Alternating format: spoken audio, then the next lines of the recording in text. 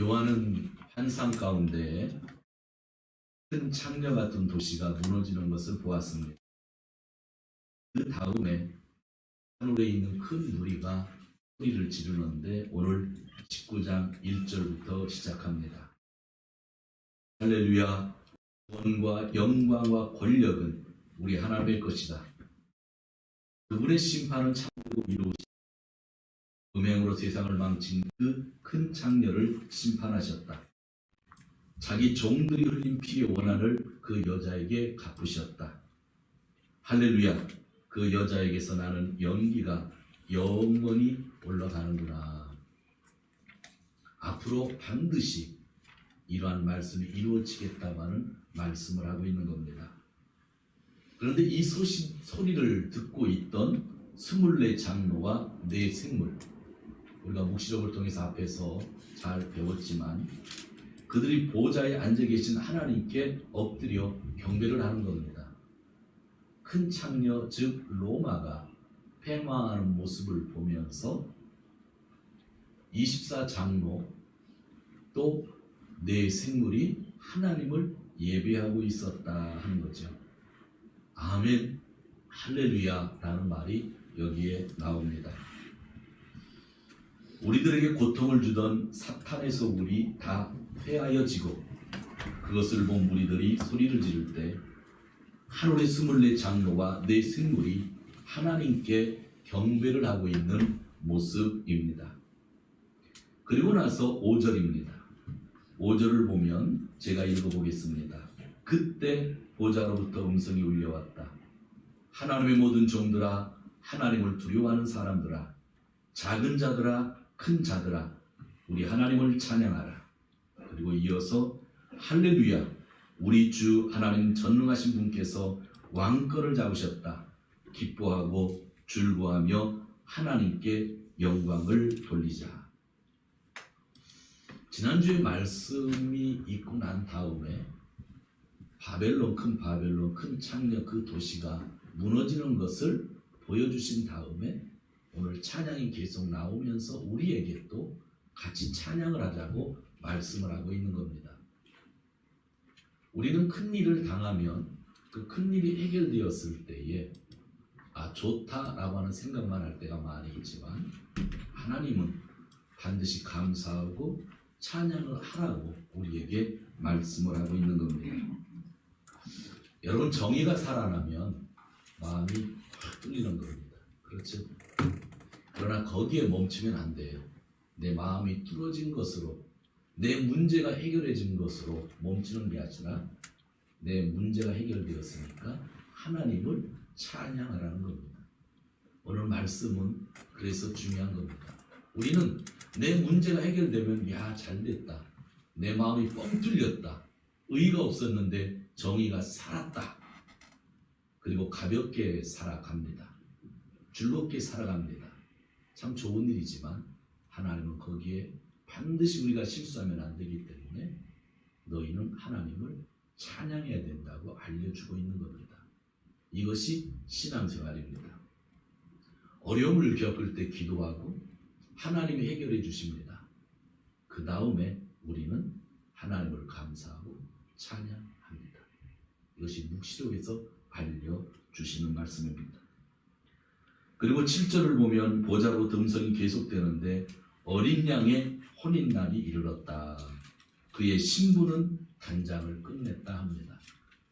어린 양은 예수 그리스도를 의미하는 거 잘 알고 있는데 예수 그리스도와 함께 혼인날이 우리에게 다가왔다. 예수님이 신랑이 되고 우리가 신부가 된다는 의미로서 지금까지 보았습니다.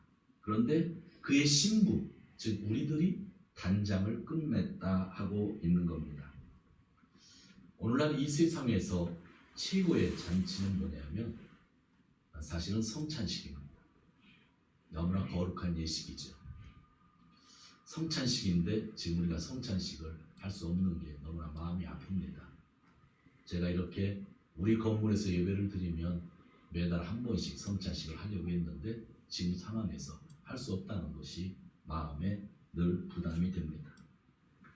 그런데 이제 하늘에서 최고의 잔치를 하게 된다는 거죠.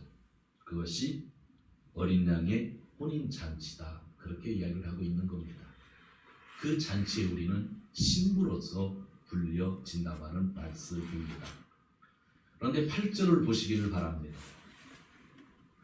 신부에게 빛나고 깨끗한 모시옷을 입게 하셨다. 이 모시옷은 성도들의 의로운 행위다. 오늘 설교를 하면서 첫 번째로 여러분들에게 흐름을 얘기했는데 강조하고 싶은 부분이 성도들의 의로운 행위입니다.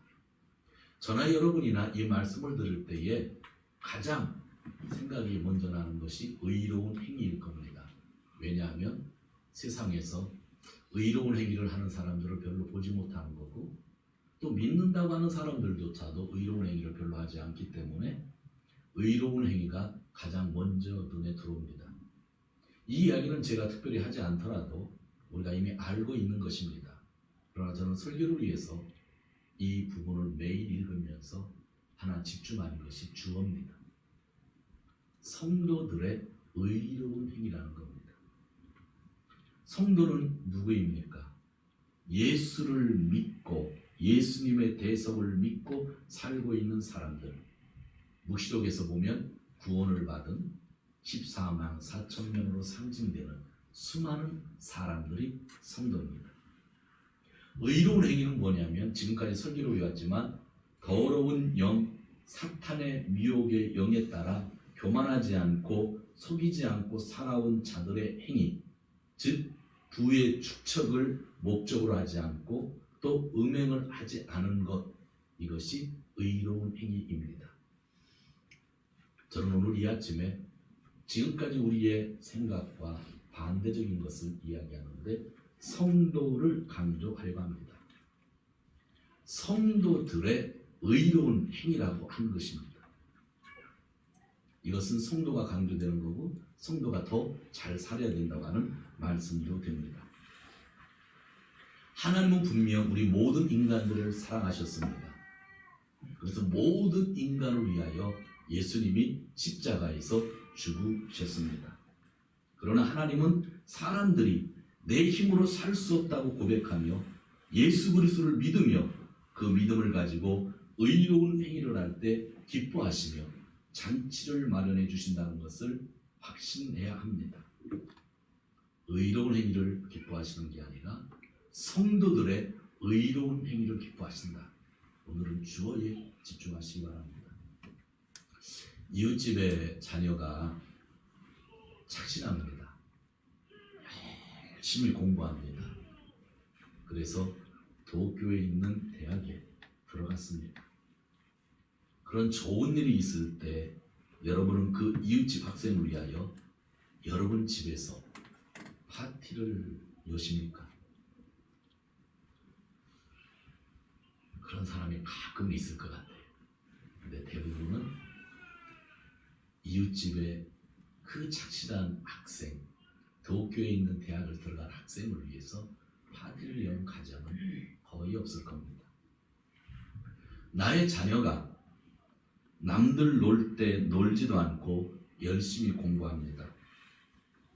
공부해라 했더니 이 자녀가 스트레스를 받아서 가끔 엄마한테 대들기도 하고 가끔 아버지 담배를 몰래 피기도 합니다. 그런데 결과가 도쿄에 있는 대학에 합격을 했습니다.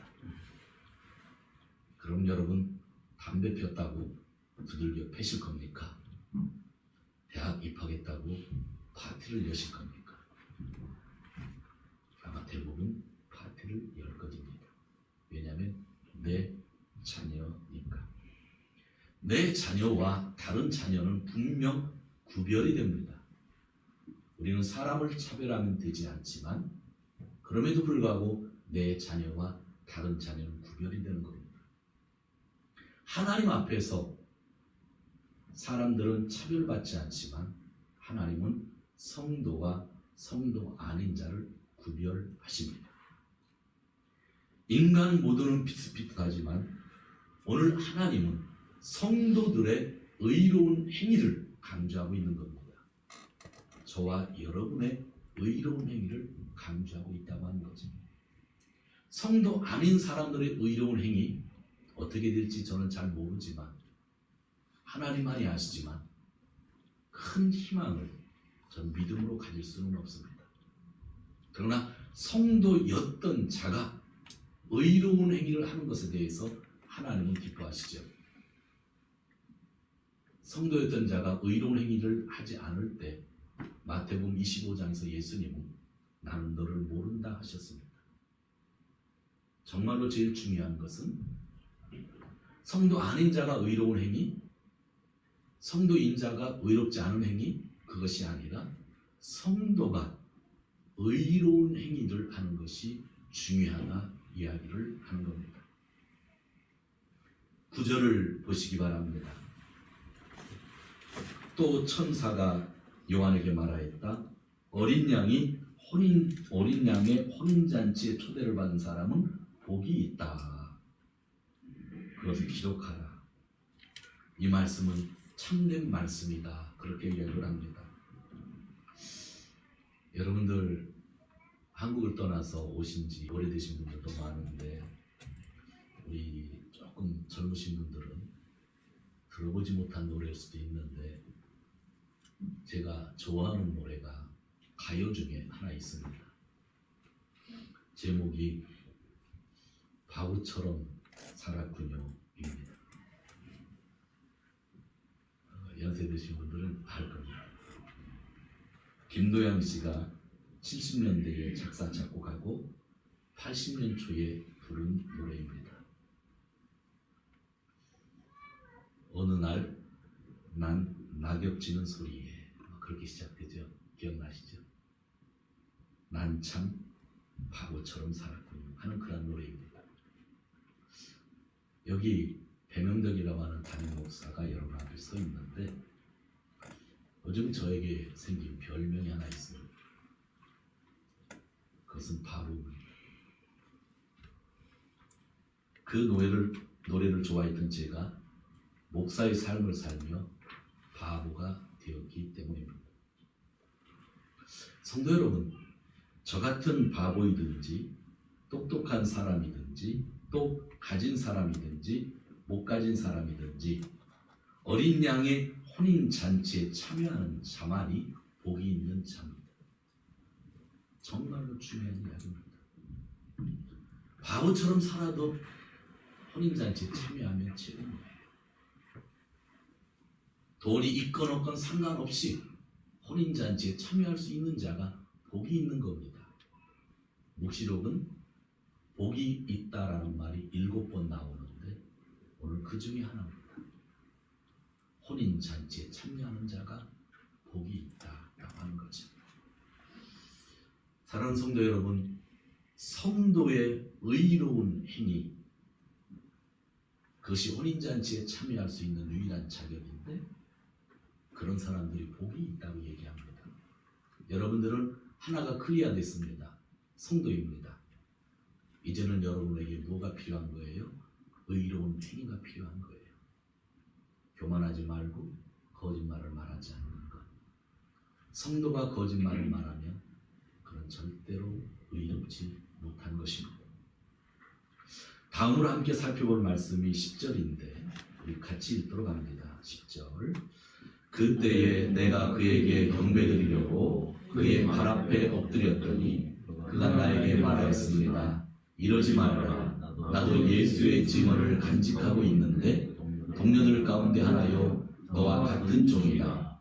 경배는 하나님께 드려라. 예수의 증언은 곧 예언의 영이다. 세례 요한이요 이 모든 환상들을 막 보여주는 또 그때그때 이야기하는 천사가 있는 거예요. 너무나 기쁜 소식이잖아요. 혼인잔치에 참여한다고 하는 기쁜 소식을 또 들려주는 거잖아요. 그리고 여러 가지 창녀가 큰 창녀가 망하는 모습들도 다 보여주고 설명까지 천사가 다 해주잖아요. 그러니까 요한이 볼 때 천사가 엄청나게 큰 거예요. 그래서 바로 엎드려서 그에게 예배를 드리려고 하는 거예요. 그랬더니 천사는 요한의 행동을 중지시키는 거예요. 묵시록을 읽으면서 정말 핵심되는 구절입니다.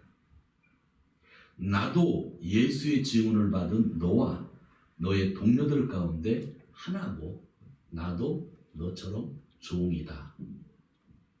경배는 하나님께만 해라. 그런 이야기를 하는 겁니다. 오늘 말씀 가운데 이 말씀이 저희를 지배해야만 합니다. 이 말씀은 이 세상에서 신이 되려고 하는 교만한 사람들에게 또 교회의 지도자들에게 주시는 말씀입니다.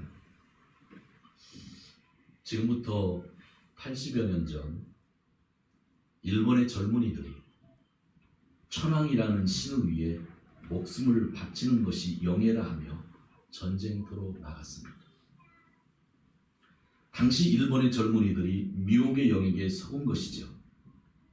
그들은 외국의 전쟁터에 나가 수많은 사람들을 죽였고 또 자기들이 죽어갔습니다. 그런 상황 가운데에서도 교만한 자와 속이는 자는 천황제를 이용하여 그 태평양 전쟁의 정당성을 제공하였습니다. 현재 방영되는 NHK 아침 드라마 제목이 베르입니다. 올해 올림픽을 기대하며 만든 드라마입니다. 저는 저녁 먹고 잠시 봅니다. 15분인데 사실 13분밖에 하지 않거든요. 거기에 주인공은 그 이름이 작곡가 고야마 유이치상입니다. 쇼와 시대를 대표하는 작곡가 코세키 유지를 모델로 한 작품입니다. 주인공은 작곡가로서 전쟁을 격려하는 수많은 노래를 만들었습니다. 저도 그 노래를 많이 들어봤는데 전쟁에 가서 싸우고 싶을 정도의 감동을 주는 노래들입니다. 아마 이 사람만큼 수많은 작곡을 한 사람이 일본에 드물 겁니다. 어느 날 그 주인공, 지난주의 이야기인데 동남아시아의 전쟁터 그 유명한 임파루 작전에 가서 그가 만든 군가를 좋아하는 사람들이 죽어가는 것을 직접 목격합니다. 자기가 만든 노래 때문에 노래에 감동해서 전쟁터에 나가서 죽어가는 사람들을 본 거죠. 그는 귀국하지만 너무나 슬퍼 회인이 되어 갑니다. 주인공에게 처제가 있었는데 처제의 남편은 크리스천이었습니다. 도야시에서 말 안장 등을 만드는데 전쟁에 쓰이는 것에 대해서 회의를 느낍니다. 그는 전쟁을 반대하며 크리스천의 집회에 참석하며 예배를 드리며 경찰의 감시를 받고 있습니다. 그리고 전쟁을 위해 곡을 만들고 있는 주인공 고야마와 싸우기도 합니다. 다투는 거죠. 지난주 금요일에는 그 주인공의 장모가 노래를 부르는 모습이 있었는데 아주 유명한 일본 배우인데 저랑 나이가 똑같은 여자분입니다. 1945년 토요아시가 미군의 공습을 받아 대부분이 폐허가 되었는데 그 폐허의 쓰레기 가운데서 다 무너진 건물 가운데서 시커멓게 탄 건물 가운데서 노래를 하는 장면입니다. 그 노래는 우루와시노 시라유리입니다. 신세이카에 나오지 않고 찬미가 일본 기독교단이 쓰는 찬미가 496장에 나오는 찬송가를 방송에서 계속 불렀습니다. 그 노래를 통하여 전쟁이 얼마나 비참한가를 보여주며 그 비참한 곳에서 아름다운 백합화라는 찬양을 불렀던 겁니다. 보통 부활절날 많이 부르는 노래입니다. 배경이 된 토요아시는 아이치현입니다. 나고야 가기 전에 고다마 신칸센이 쓰는 곳입니다. 1930년대에 저희 교회 초대 교육자였던 윤나경 목사 협력으로 교회가 시작된 곳이기도 합니다. 토요아시에 있던 성결교회는 일본 경찰에 의해 우리 교회가 폐쇄될 때 함께 폐쇄되었고 해방 후에는 이웃교회와 통합하여 예배를 드렸습니다. 오늘 이 시간도 그 통합된 교회는 예배를 하나님께 드리고 있습니다. 대부분 역사는 모르겠지만 저희 교회 주차장 입구 담벼락에 교회 안내판이 있습니다. 큰 글자로 동경 기독교회가 있고 그 밑에 꽃이 하나 그려져 있는데 그 꽃이 가시밭의 백합화입니다. 가시밭, 고난, 폐허의 잔재 속에서 피어난 백합화입니다. 저는 이러한 것 하나하나의 상징이 오늘 말씀 속에서 우리가 적용하는 데 도움이 된다고 봅니다. 드라마에서 1945년 8월 15일 천황의 종전선언 음성이 들렸습니다. 당시 쇼와 천황은 44살이었는데 들리는 목소리는 더 젊은 것 같습니다. 여러분 텔레비전을 보아서 할아버지 된 천황만을 보았을 텐데 사실 그 방송할 때는 44살이었습니다. 당시 교만한 권력자에게 거짓의 사람들에게 이용을 당했던 사람입니다. 빌라도가 유대인 지도자들에게 이용을 당했듯이 천황도 권력자들에게 이용을 당한 것입니다. NHK의 이번 드라마는 올림픽이라는 평화의 제전을 기념하면서 이 일본 안에서 평화가 아닌 전쟁을 지금 미워하는 이 분위기를 비판하고 있는 겁니다. 그 고야마라는 사람이 고세키 유지라는 사람이 1964년 올림픽 그 테마송을 만든 사람입니다. 여러분 몇 번 들었을 겁니다. 오늘 가서 들어보시면 듣던 곡이라는 거 알게 될 겁니다. 어제 나카소네 전 총리의 합동 장례가 있었습니다. 문부 과학성은 전국 국립대학에 조의를 표명하라고 통지를 보냈습니다. 그동안 장례 비용이 9,600만 원이 된다고 뉴스가 계속 이야기하면서 사람들이 비난을 했지만 사실은 돈이 더 들었죠. 나라 세금이 9,600만 원, 자민당이 9,600만 원, 그래서 2억 원의 돈 든 장례식이었습니다. 저는 그것을 다 보았습니다. 한 1,000만 원이 있으면 할 수 있는 장례식을 왜 2억 원 들였는지 이해가 되지 않습니다. 그리고 정말 안타까운 것은 죽은 한 인간에 대하여 대학교까지 동원하는 그 모습, 전쟁 전의 일본의 모습 그대로입니다. 저는 어제 그 합동 장례를 또 다른 관점으로 보았습니다. 오늘 설교를 준비하면서 마음에 자꾸 감동이 왔기 때문입니다. 권력이 천황제를 이용한다는 것이 명백하게 드러난 장례식이었습니다. 합동 장례식장에 천황의 직가에 사신이 왔고 상황 그 옛날 천황의 그리고 천황의 가문의 남바2 천황의 동생이 참석을 했습니다. 형식적으로는 그들이 들어올 때 모두 일어나 주었지만 사실은 권력에 이용을 당하고 있는 것이었습니다.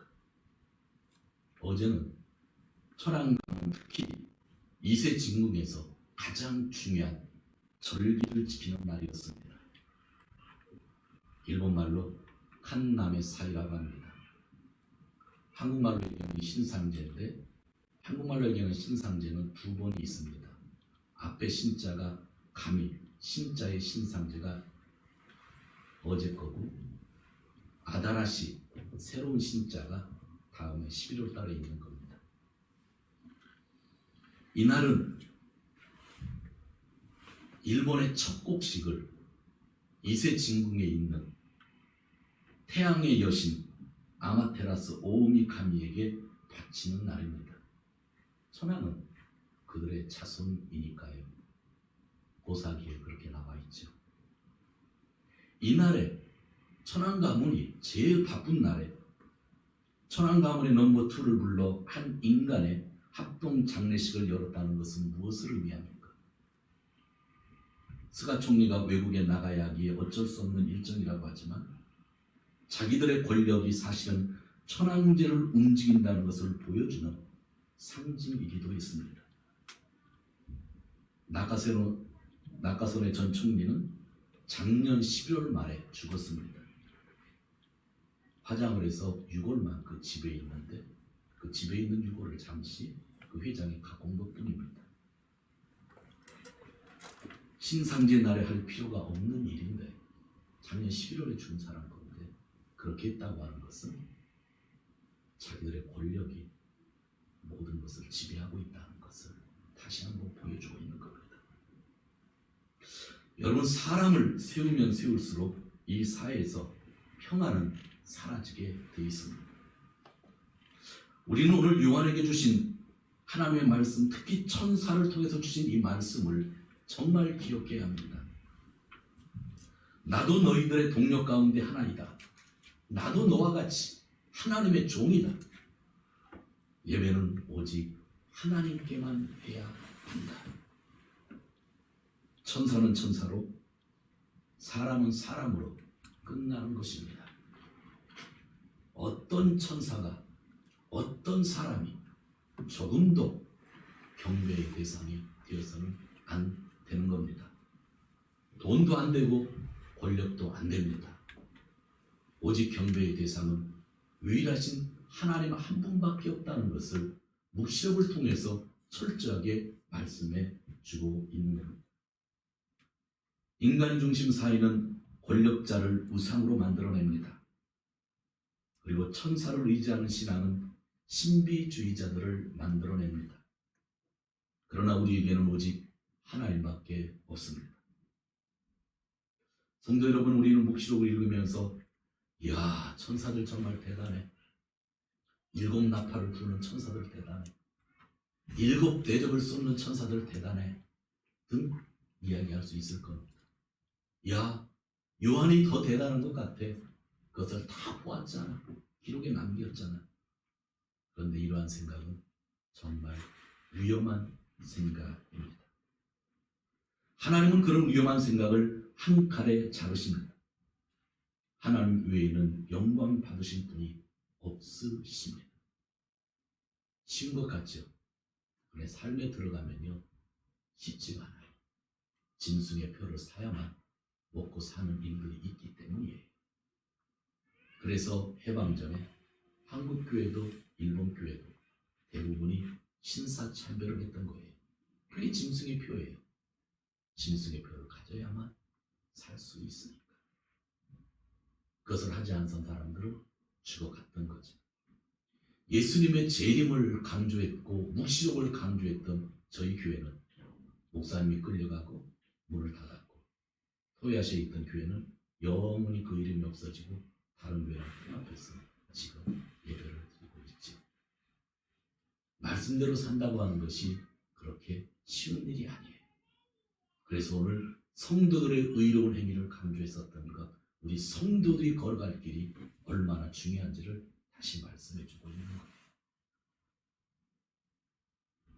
천사이든 인간이든 그 누구도 안 돼요.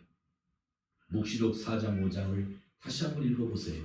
어떤 분이 예배의 참 대상인지 확실하게 알 수 있습니다. 여러분 마음 가운데 조금이라도 천사나 사람을 높이려는 생각이 있다면, 권력자들을 우상으로 섬기려는 마음이 있다면 빨리 거두어드려야 됩니다. 마지막 말씀입니다. 10절을 다시 한번 읽도록 합니다. 10절입니다. 그때에 내가 그에게 경배드리려고 그의 발 앞에 엎드렸더니 그가 나에게 말하였습니다.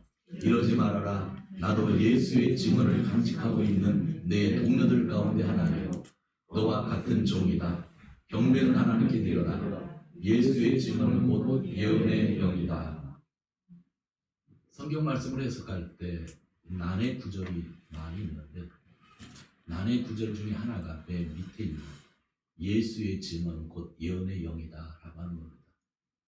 이거에 대해서 해석한 사람들의 해석이 거의 다 틀릴 정도로 아주 어렵고, 저도 이것 때문에 이틀 동안 얼마나 고생했는지 몰라요. 하나님은 아시지만 이렇게 쓰여져 있는 것을 해석할 때 어려울 때가 많이 있어요. 그러나 저는 오늘 10절 문맥 10절의 내용 가운데에서 이 말씀을 해석하려고 합니다.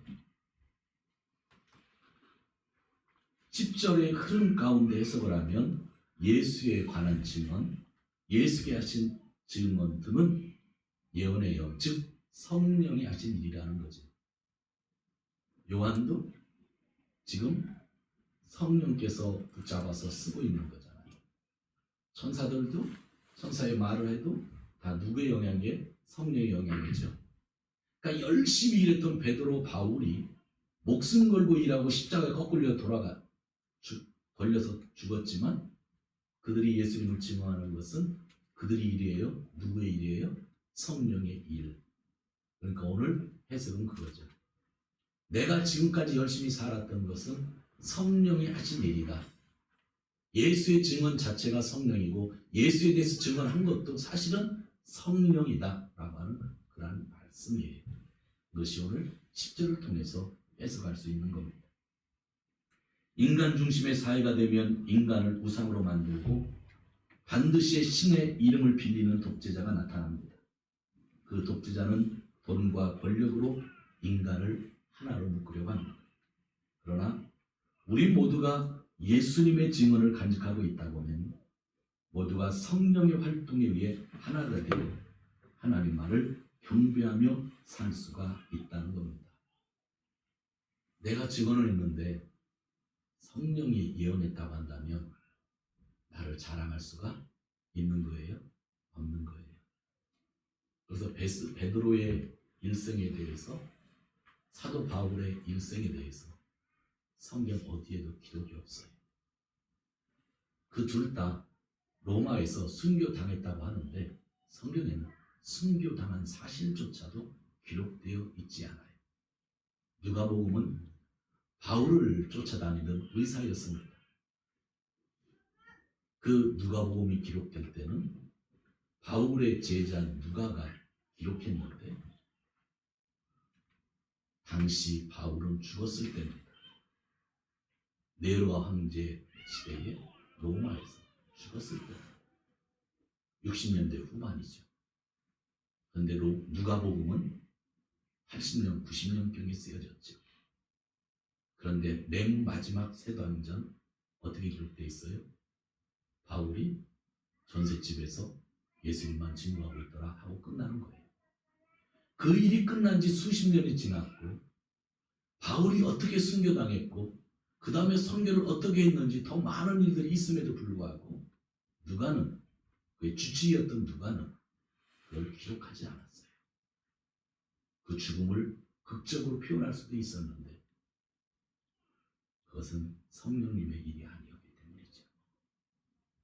성경은 그 어떤 누구도 강조하지 않아요.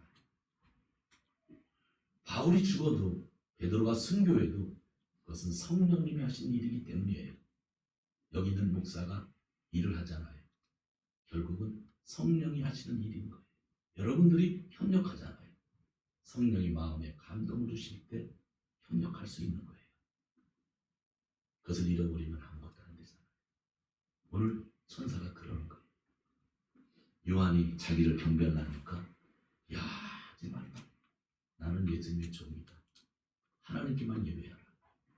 나나 너나 모든 사람들이 훌륭하게 일했던 것은 예수의 증언을 했던 것은 예언의 영이 한 것이다.